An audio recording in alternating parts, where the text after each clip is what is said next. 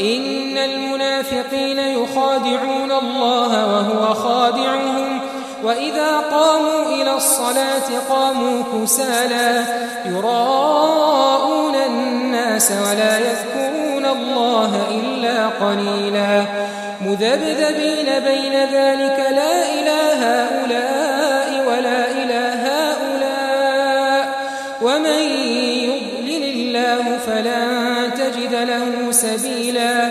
يا أيها الذين آمنوا لا تتخذوا الكافرين أولياء من دون المؤمنين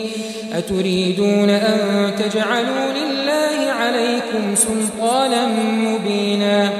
إن المنافقين في الدرك الأسفل من النار ولن تجد لهم نصيرا إلا الذين تابوا وأصلحوا واعتصموا بالله وأخلصوا دينهم لله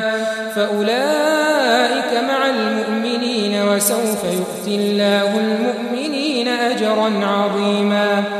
ما يفعل الله بعذابكم إن شكرتم وآمنتم وكان الله شاكرا عليما لا يحب الله الجهر بالسوء من القول إلا من ظلم وكان الله سميعا عليما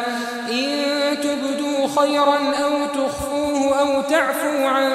سوء فإن الله كان عفوا قديرا إن الذين يكفرون بالله ورسله ويريدون أن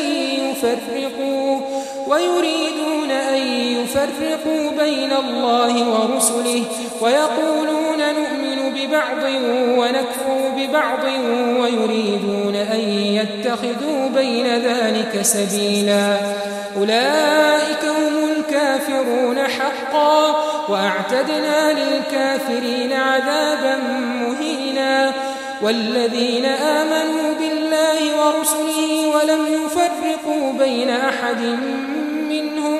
أولئك سوف يؤتيهم أجورهم وكان الله غفورا رحيما.